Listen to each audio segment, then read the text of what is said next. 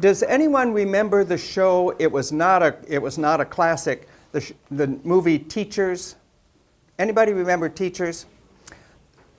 The major, or one of the minor plots in Teachers was that the history teacher, and this was a long time ago, sat in the back of the room handing out mimeograph sheets to students as they came in, or they just pick them up off the table, and they spent their class period then filling out the mimeograph sheets and returning it to the table where he continued to sit during the period. He never said anything. They just spent their day filling out mimeograph sheets.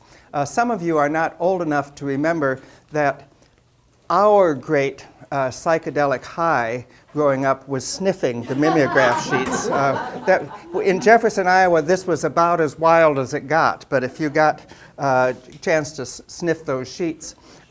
Anyway, as the movie progressed, he died. He died in class one day in the back of the room.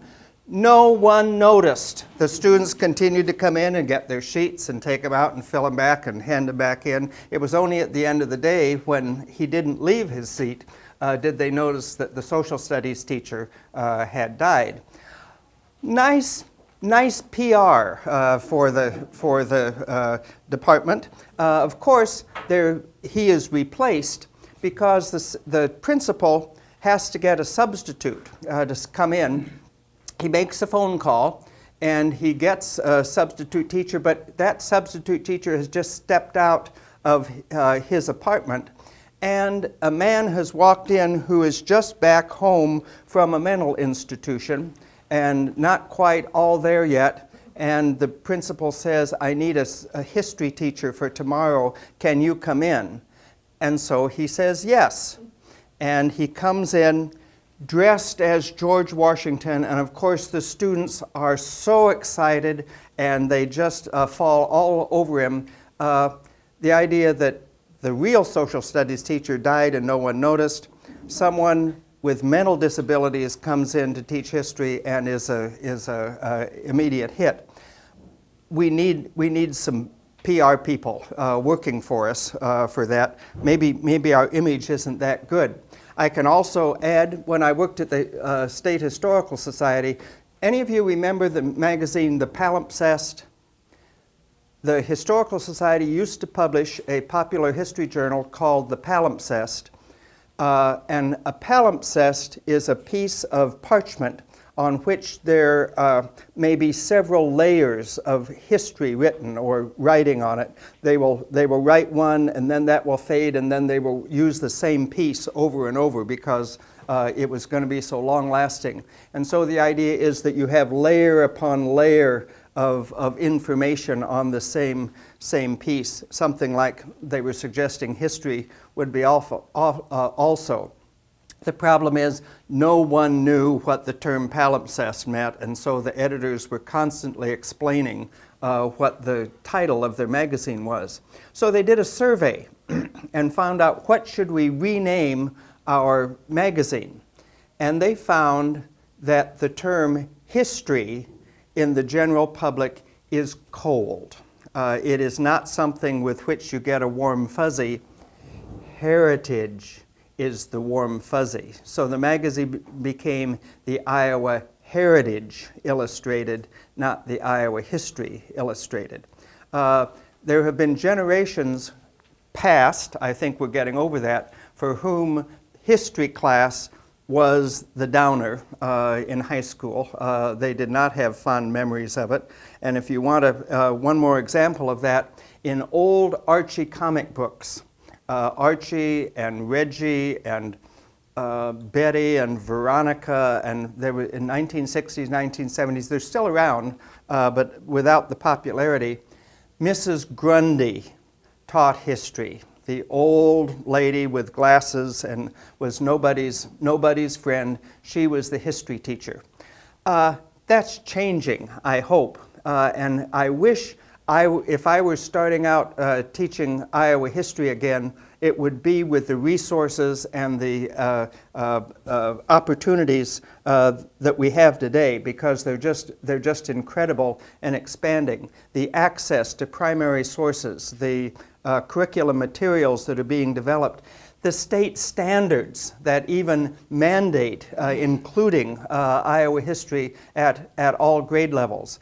It was pretty hard to develop curriculum when the state said, teach Iowa history, no grade, no amount of time, no content or whatsoever. But that's changing. So I think there are some opportunities, and I did teach Iowa history, never to the K-12 quadrant, but I taught it at Iowa State, and I taught it online at Graceland University, where I am. And I want to go through some examples of some things that seem to work there. I don't know if they will work at a lower grade level or how you would have to adapt them. I see that tomorrow there is another session on using historical situations and having to make a decision. Those who have Hoover and Depression era presidents, and we'll see how that goes over as well. But what I'd like to do, and we're going to talk about how to structure them, or how I structured them, and get your feedback, but then we're going to play them here. We're going to do the classroom exercises that we tried and see how they work, what you like about them, and offer opportunities for some feedback. Will you pass out those papers? The first one that we used in Iowa history class was when we talked about Iowa in territorial days and the Native American white settler interaction.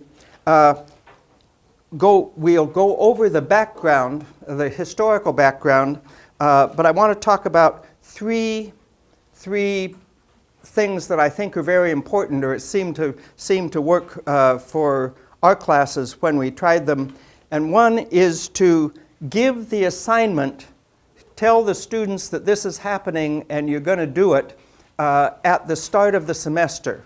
Don't do it in the middle of the information. Let them know at the beginning, this is your assignment and you will be involved in this, so that as they're going through the readings, as they're going through the lecture, even as they're discussing it with other class members, they know what's coming up. And then for our class, they were required to do a paper, around a 500-word paper, taking a position, taking a stand, and then defending that stand in class. So the class period on the day they turned in their papers was the discussion. So they don't have the discussion and then they decide what to do the papers.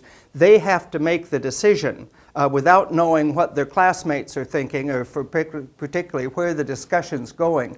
And I think the value in that is that they have to get back into the historical situation using the information that the historical characters had at the time, and then making a decision and defending it. Why did you make that decision? What was important to you? And then explaining it to class members. There are different ways to structure the discussion, and we'll talk about a couple of these, but will you take a minute and read Indian removal policy and see the assignment at the top, and then we're going to go into a class discussion of that policy. Okay, finish up. Let me give a little background on the specifics as they related to Iowa history. The Sac and Meskwaki tribes, the Meskwaki are sometimes known, and were known frequently in U.S. writings as the Fox tribe, but they prefer Meskwaki, and it's more accurate. The Sauk and the Meskwaki tribes had been pushed down from Michigan and Wisconsin, were settled primarily in eastern Illinois, but also hunted in Iowa. In 1804, there was a dispute in Missouri where some Meskwaki, or some Sac warriors killed a white man in a dispute over some horses, I think. And the Indian method of justice was to offer reparations to the injured party. They went to some minor chiefs went to St. Louis, where government officials saw this as an opportunity to get Indians to sign a treaty that would eventually give up their lands. American officials have been told to try to get treaties that would work for this. Now there's discussion of whether the Sauk chiefs were sober at the time they signed them. The tribe always said they never had authority to speak for the tribe. It would be like the governor of Wyoming signing a treaty with Russia and saying that's binding on the United States. But the United States said it is binding, and then the United States required the tribe to reaffirm that at the conclusion of the War of 1812, when the Sauk and Meskwaki had been on the side of Britain, and with that treaty they required the Sauk to sign that and reaffirm it.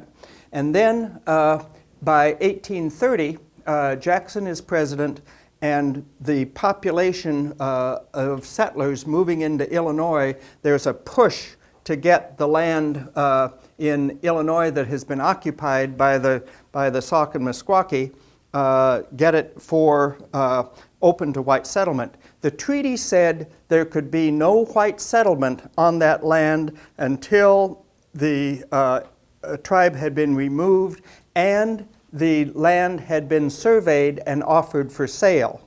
That had not happened in 1830, but settlers were already moving in. They knew it was going to happen. It was an article of faith that eventually the Indians would be moved out and the white settlers would have access. So if you can get there first, you can get the best lands. And these newcomers were moving in. There was some friction. In 1831, the tribe has been told, when you go across the Mississippi, which they usually did for the winter, and dispersed into small tribes or small family groups, don't come back to your major village, Saukenuk, in the spring. You stay there. You're done here. And so the Meskwaki, of which Black Hawk was a war chief, Keokuk was a civil chief, and they had different views on this. Black Hawk said, we're coming back. And in 1832, the Sac moved back across. Women, children, the families come across. The governor of Illinois calls out the state militia, and Army soldiers in the area are called in to try to prevent hostilities, but we have the Black Hawk War. It doesn't last very long, and there are no pitched battles. It's a pretty one-sided affair and not a very pretty sight. All right, suppose you are the President of the United States and you are looking at this situation. What do we do with the Native American population in view of a heavy influx, growth of U.S. population? What are you going to do with the situation? What's best for all sides? Do you consider all sides? Do you just consider the U.S. population? What do you do? Suppose you are a trusted advisor in this situation, and Jackson has asked you for your opinion. What do you do? Just as a little side note, students hated the assignment. There was no answer that they could say, that's right, that's obviously the moral issue. But isn't that what history ought to be doing for us? It shows us that oftentimes, certainly when we're in the middle of it, there seems to be no good answer, but you have to make a decision. So when we came to class, students had written their paper, they had taken their stand on that, and then we opened discussion, and they had to defend their position in front of their other classmates. Just an open discussion. We don't say, you stand up and give us 15 minutes on why yours is right. So we opened discussion. And that's what we're going to do here for a minute, or we're going to do it for a few minutes. We're going to open discussion. What for you is the most important factor to consider? Before you get to any solution, what's the most important factor that you think should be governing the president's decision? And this isn't what you woke up thinking about this morning, so it's all right if you don't have 5 bullet points ready. Yes? I was going to say avoid conflict. Avoid conflict? Yeah. Okay. What else? Security for the tribes and also for the white people that are coming. Are they of equal importance to the President of the United States? I would imagine he's more concerned about the whites that are coming, but I think he wants to keep the tribes safe as well. Okay. Avoid conflict and safety. What else? Yeah. Make land productive. Okay. Or as they see it as productive. And define So, productive. turn it over to farmland, essentially. Okay. And farmland is prime. Okay. Let's take it there. Anyone disagree with farmland being the prime value of the land under discussion? Yeah. Hunting grounds would be important. Okay. How do you balance hunting grounds and farming?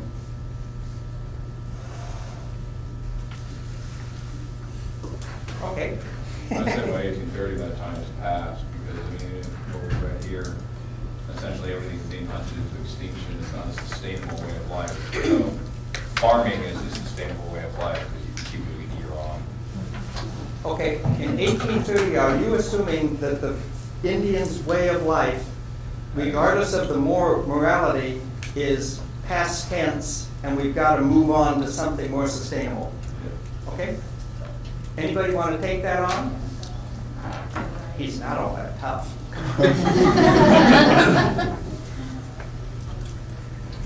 I disagree because the Native Americans, that was sustainable for them. That was their way of life, and you're taking it away from them by saying that farming is more important than hunting, right? Why should a people's way of life be sustained? Because once it's lost, it's lost. It's gone. So, We don't still use ox carts and stuff like that. That was the way of life at one point, wasn't it? It was. No, that was their way of life, but that's, yeah. But they still survive that way. That's their, Yeah, we got the that's Amish their down below that. heritage. Can't take it away. okay? Other considerations. You're getting into it, and it isn't fun. Okay, yeah. Well, are you still talking about the considerations of the president? Or If- have we shifted to just in general? If you're the advisor to the president and he's asked you for your advice, what would you advise him? Would you say, Mr. President, for political reasons, this is what you have to do? Is that what you would tell the president?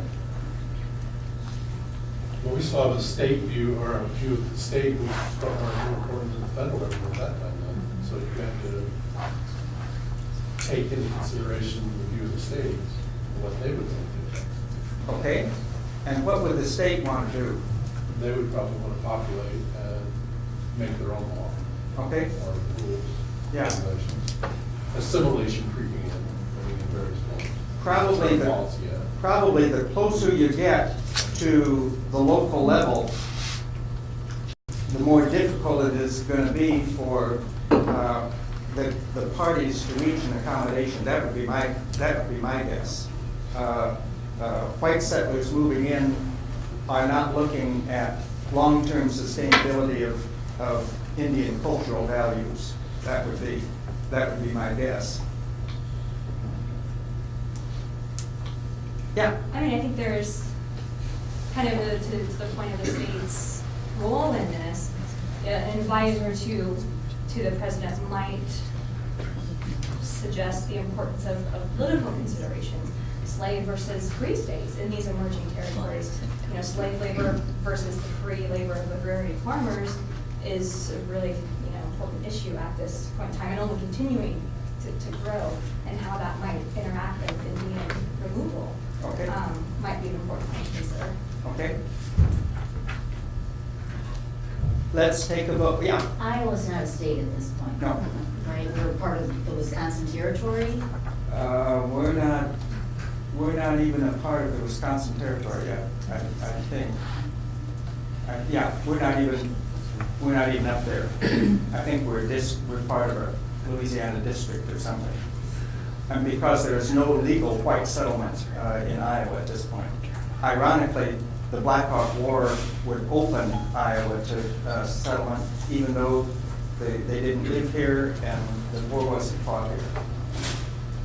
Okay, let's take a vote. And raise your hand where everyone in the room can see how you vote on this. The motion on the floor is for Jackson, his policy to remove Indians east of the Mississippi River to lands west of the Mississippi, regardless of whether they want to go or not. Mandatory removal west of the Mississippi. How many support President Jackson in that policy?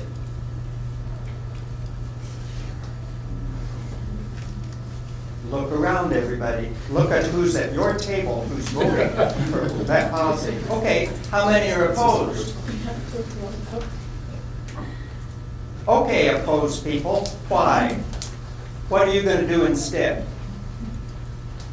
I would like to see I would advise the president to see if the natives and the new white population coming in can live side by side, neighboring cities, neighboring areas, and learn from the natives.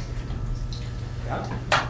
I voted to move them westward because for that exactly the contrary to that point, Indians have been propagated as savages and the settlers think them as such, and there have been problems with them.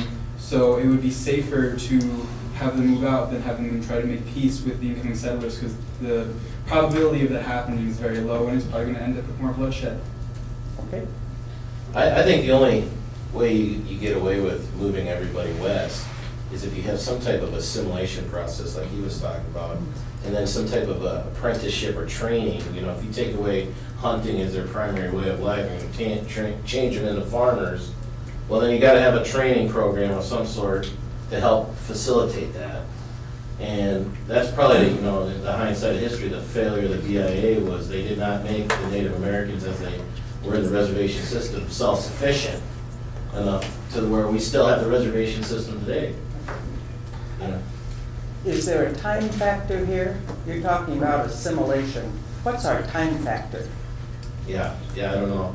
You know, I think about it this way. It would have been interesting if we had some type of indentured servanthood type mentality where you basically had Native Americans assigned to certain white villages and things like that to learn the new ways for a period of time and then release them. So like a Dawes Act type thing? Yes. There was a hand. Well, I was just gonna say that, I mean, if you look at the Cherokee, they were farmers. They were not savages. They owned slaves. So to make the assumption that they're all just a bunch of hunting savages would be a misconception by Jackson, by his supporters, by many white people at the time. Okay. Okay, other people who voted against it, let's hear your reasons. Why did you vote against it, other than the fact you didn't like it? If you voted against it, you have to have something else. What are you saying? Come on. I Yeah. agree with what she said about, it's almost diplomacy. It's learning, how can you take two different groups of people and learn from each other, and almost having like a diplomat from the settlers. And honestly, I keep running Dances with Wolves through my mind when we're talking about this. Anyway, and just thinking about how to go proactively rather than reactively. Okay, you've got settlers moving into Indian lands now. Right. Do you have time to do that? I think we should make time. Good. Okay, how would you do that? Let's use this. Would you use the Army, the United States Army, small as it was, to move into the region to protect Indian lands from encroaching whites? Would you use the Army for that function? Maybe. Anybody want to comment on I that? think that'd be a tough sell, because if you look at pre-revolutionary era, you have the Indian Reserve west of the Appalachians that Americans were already, I mean, we Americans, not our Americans, are moving into instead of being kicked off by the King's Army. And that was one of the points they were making, was that they didn't like that. They were going to go back and settle on the things that be prime land. So now you're going to turn around and do the same thing. It's a tough thing to sell. Okay. Other no's? Do you have a better solution? Let's try this one. Leo? I was just gonna comment, I mean, the one semi-success you see is when the natives are forced out, moved west, and they're allowed to repurchase land. If you offered that option, something might work, but it had never been tried, never really been successful until the Meskwaki do it in the 1850s. Okay. So it'd be a pretty forward-thinking person to propose that to a president as an advisor, and that's why I'm not that forward-thinking. That's why I said, we're just moving them west.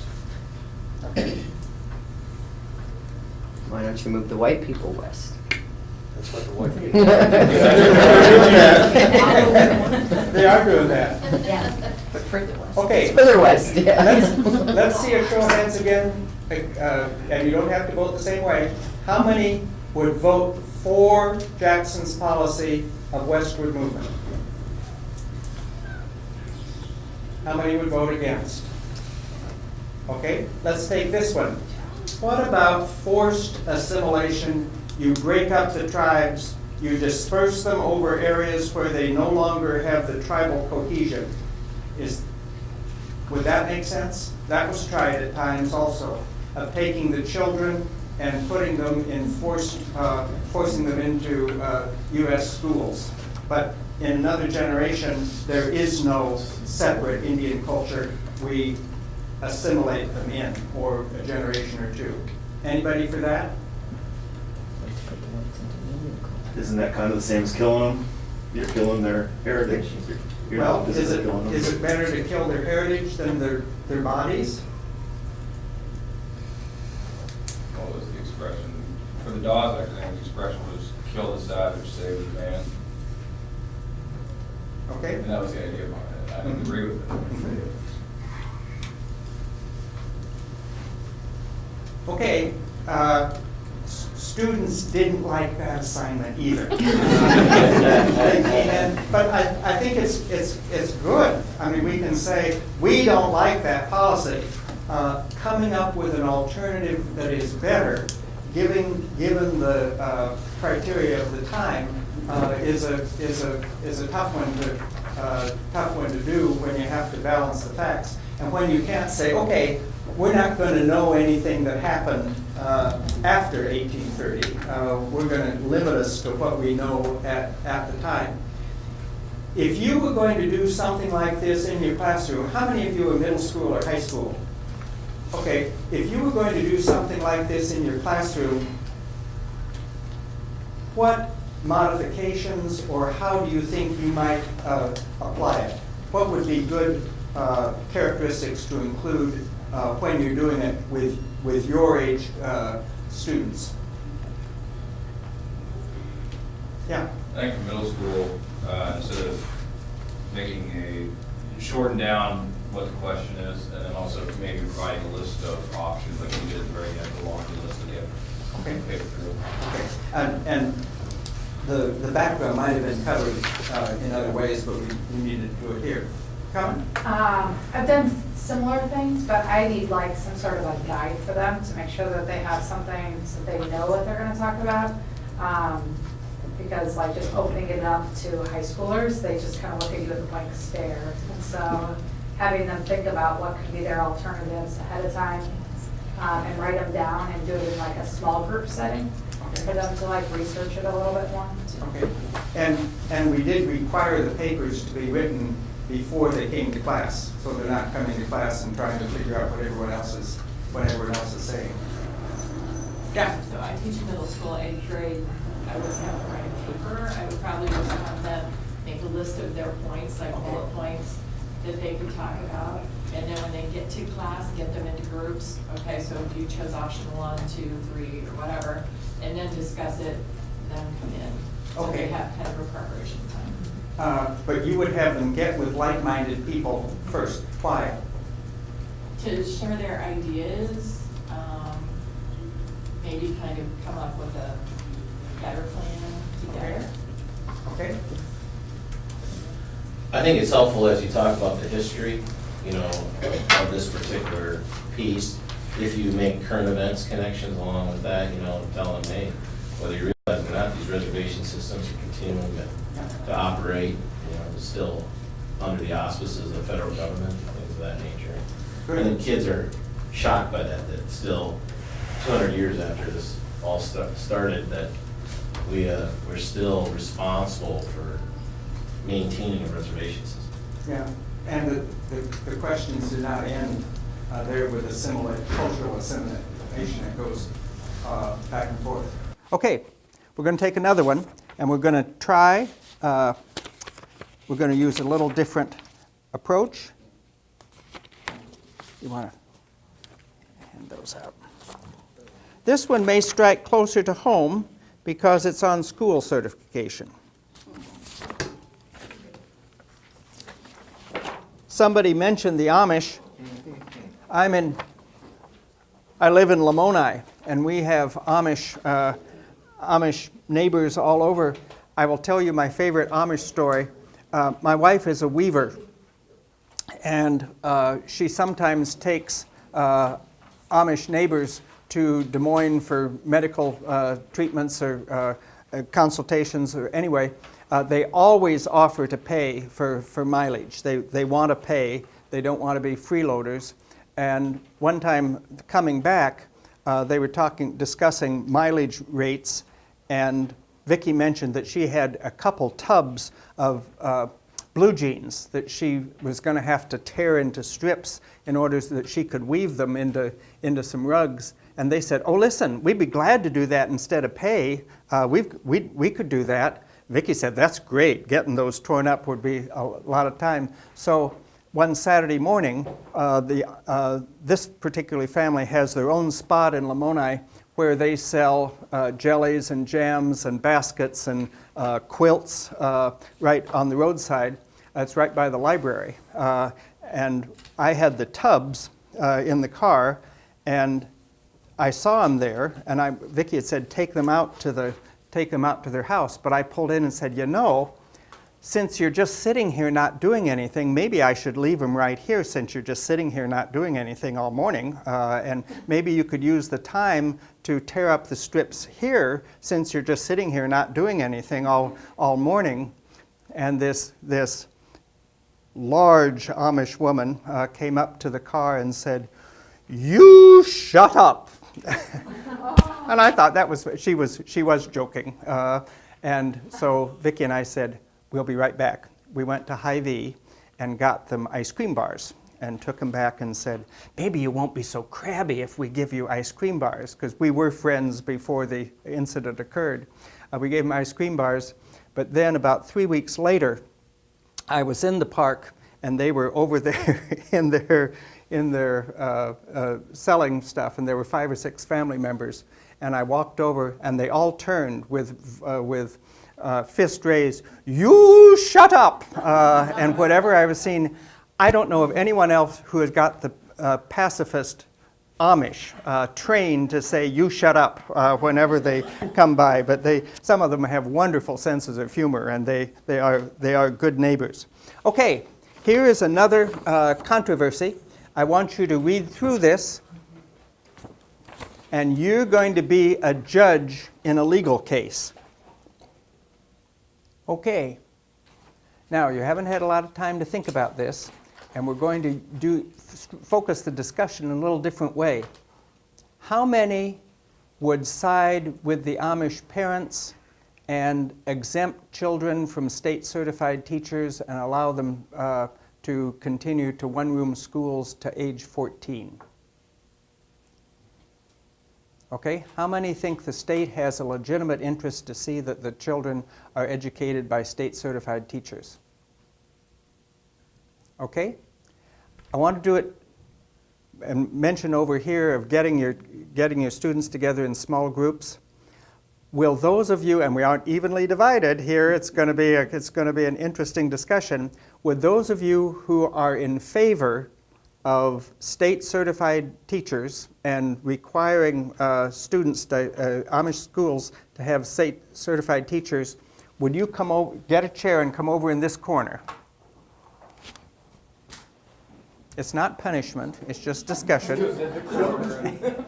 State certified. Yes, state certifieds are over here.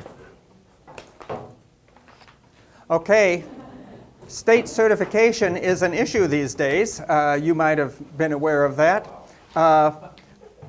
At your tables, will you discuss why you think state certification should not be a factor with the Amish? And is there a difference between Amish children and non-Amish children in the requirements that the state should impose, and why? So discuss it in your small groups and then come back ready to blast these people out of the water. You get 5 minutes. Okay. Okay, let's come back. Let's come back. You're the judge. You're the judge, and the issue before you is, should the Amish be exempted from state standards?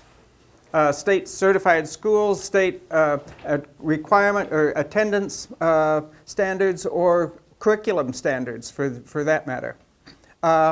Who is in favor of exempting?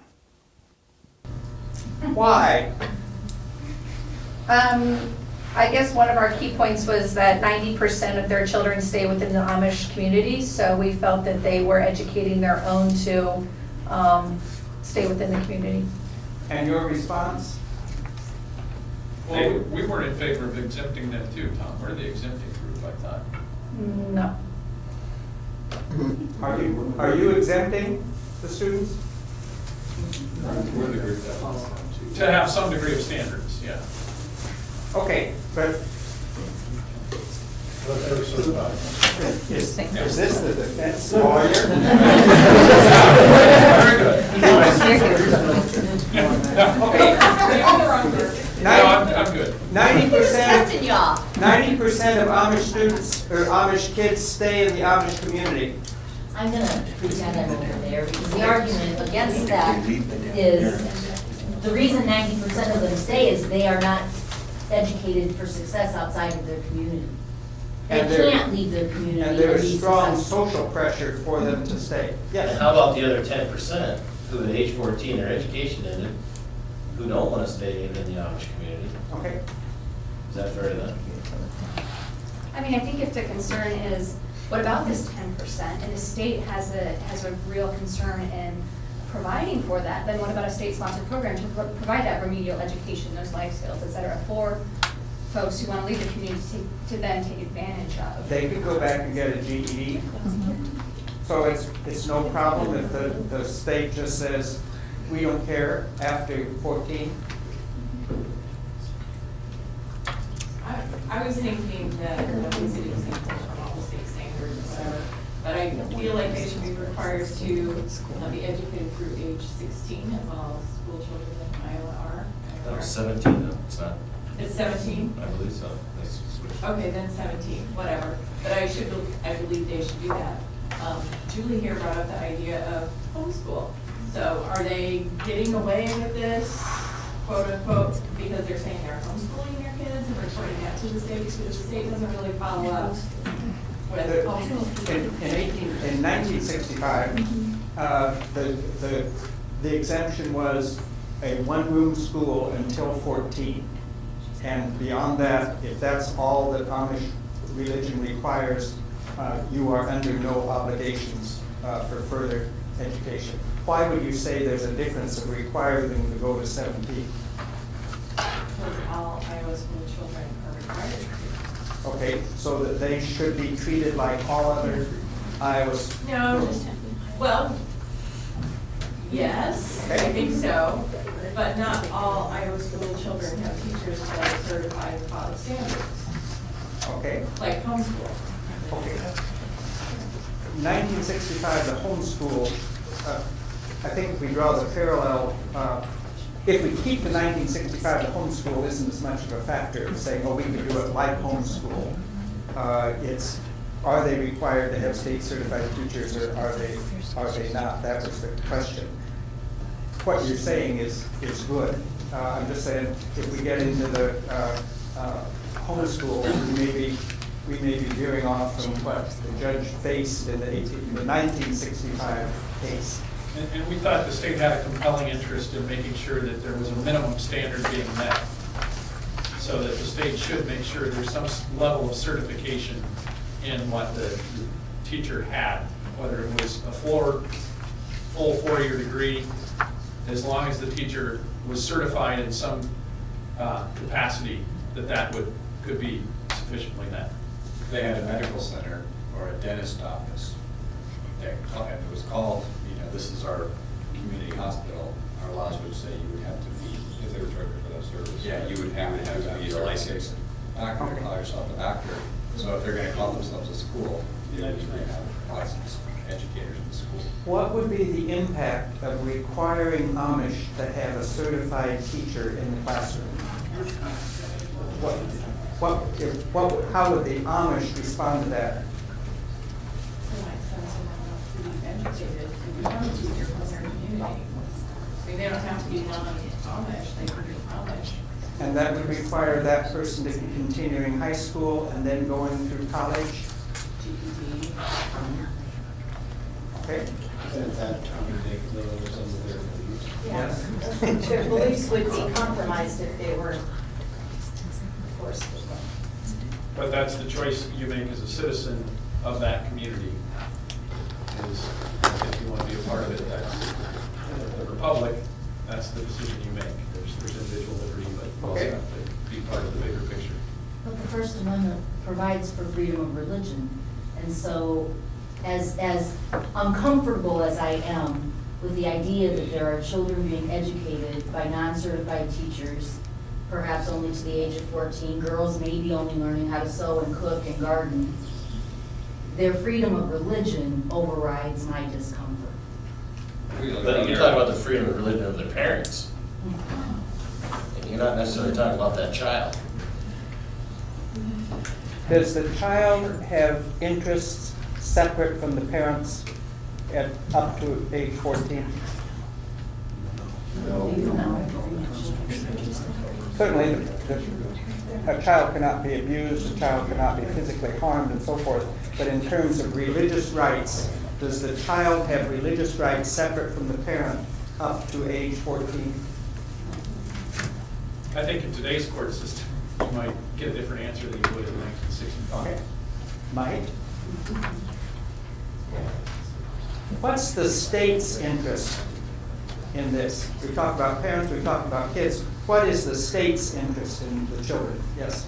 Well, I mean, specifically about the school district, I'm being with the students going to the district and kind of let Yes, there were. Is it $5,700 as a student?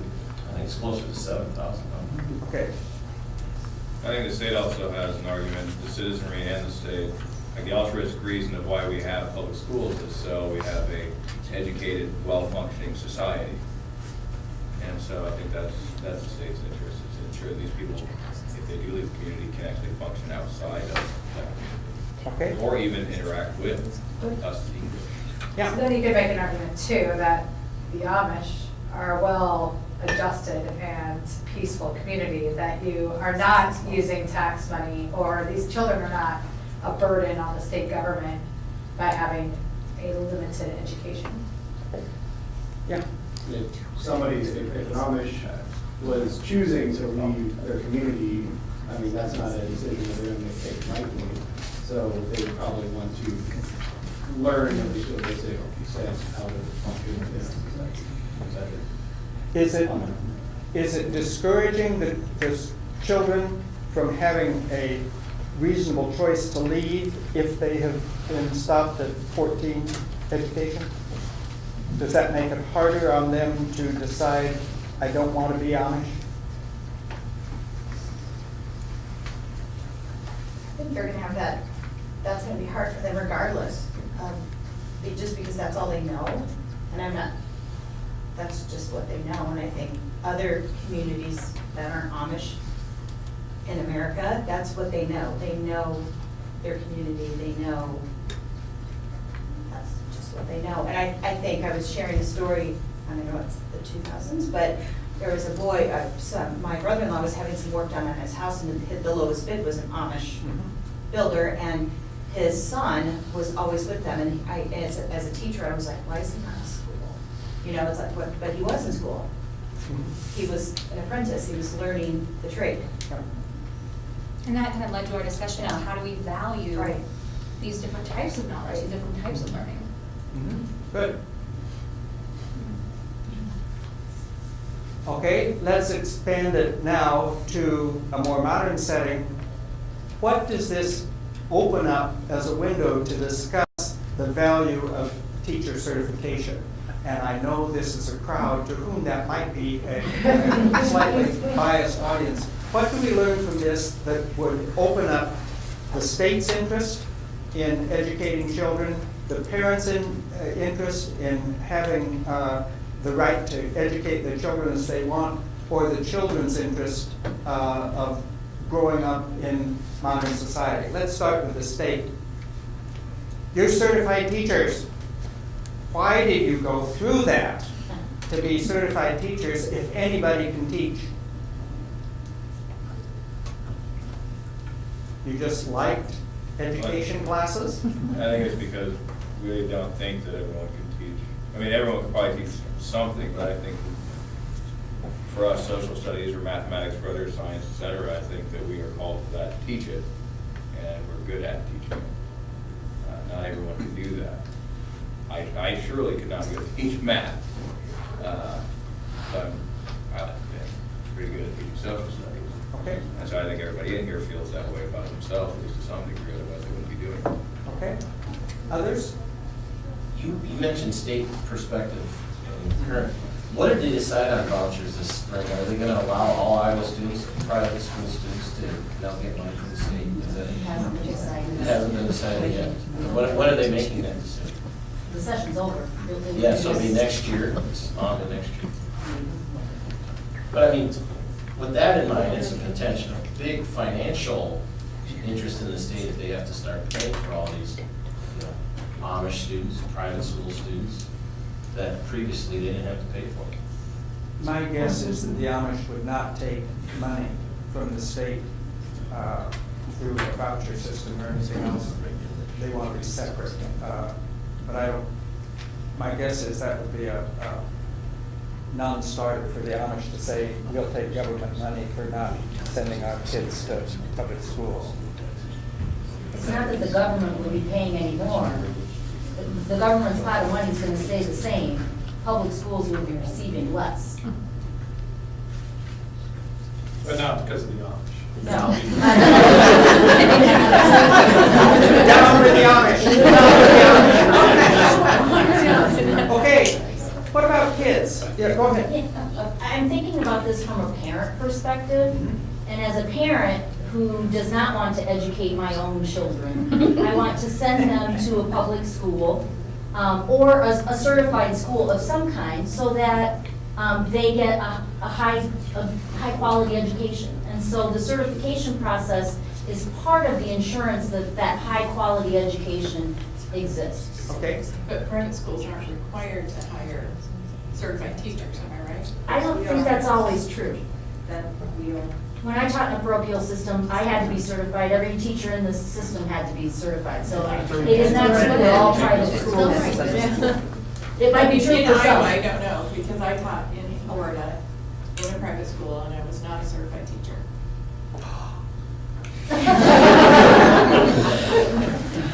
Okay, what comes along with certification? When you're talking about teacher competence, what else comes along with public schools? Along with that certification, compensation.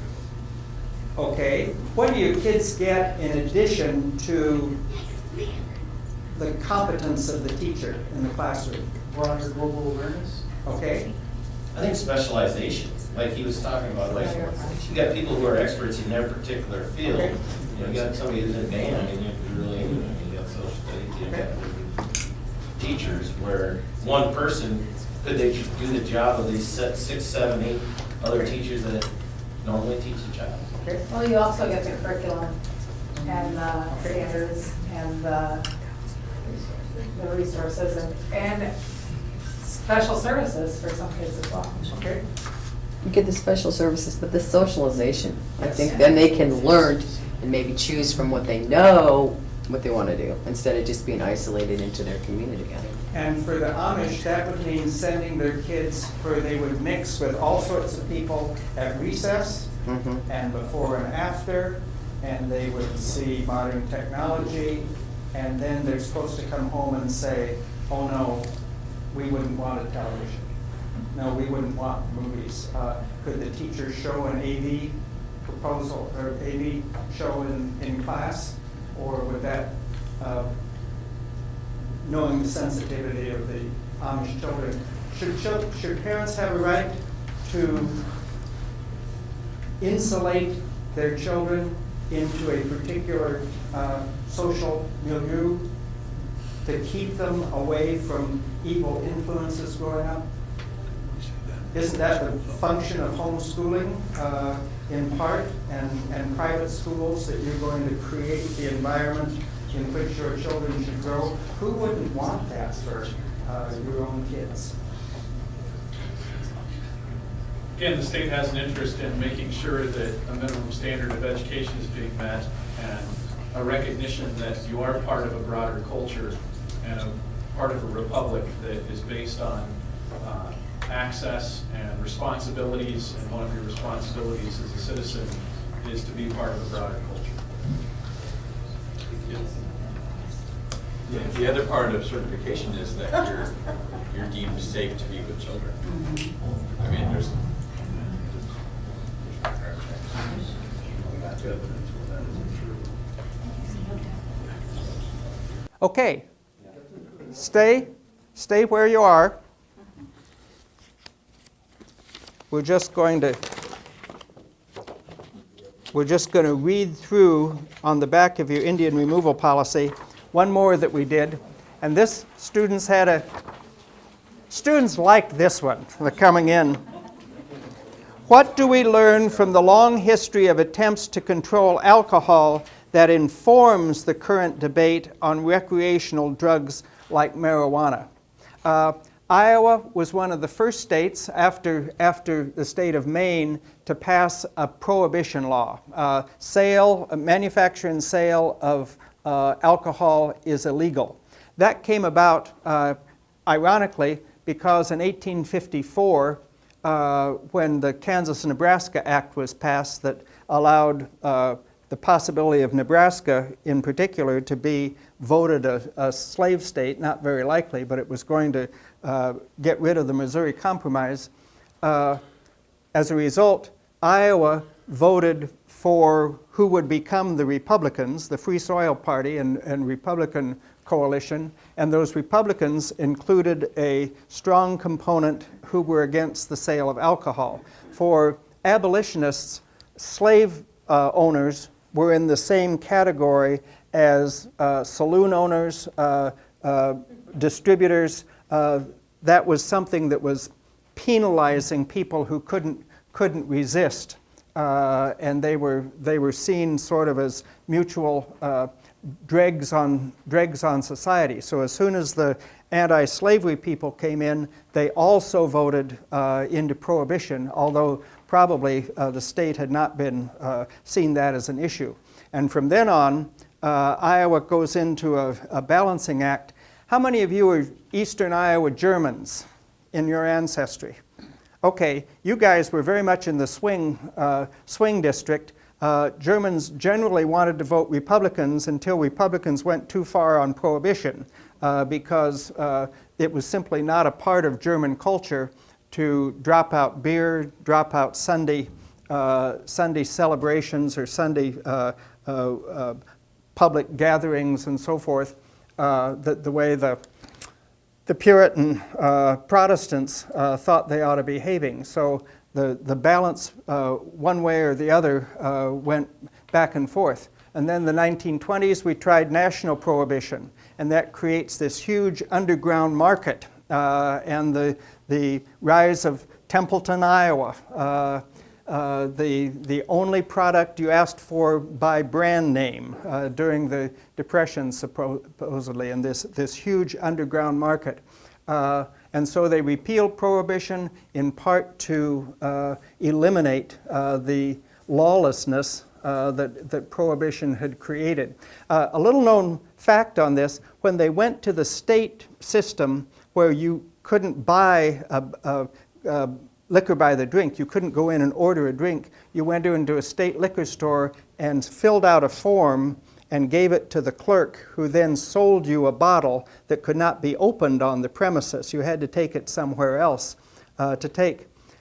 All those records on the forms that you filled out on what you're drinking and what you're buying were ruled to be public records. So if you wanted to go in and see what your neighbor was buying, it was not generally recognized at the time, but later on it became a point of controversy. So if anybody wants to know who's buying what, that was a public record. That's a little minor footnote that probably is not significant, but it would be fun to know on some of the people.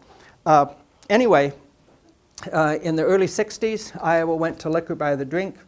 You can go in and have a drink at a commercial establishment, but we've been all over the place on trying to regulate a substance that some people feel is a social ill, and others say it's my right to use it if you want. It seems to me that's very much the same type of issue that the marijuana debate is getting now. Looking at that historically, one of the things that these discussions do that we may overlook is that they create a safe space to discuss. You can discuss a position, and it's okay to have a difference of opinion. For the most part, I thought the discussion in here was on the civil side. We didn't have great gnashing of teeth or violence in the discussion of the issues.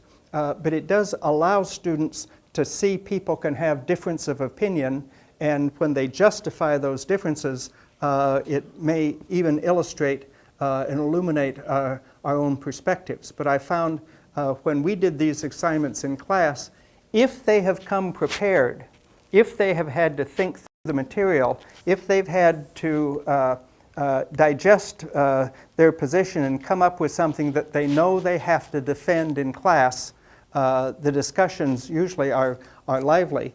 And I know hitting you cold with this where you didn't have a chance to do it. It was interesting, though, on the second time when you got in similar groups and you were surrounded by people who thought like you, the group discussion came out more easily, and you had a little time to think through those. Any questions or comments, or how you would use these things in classrooms?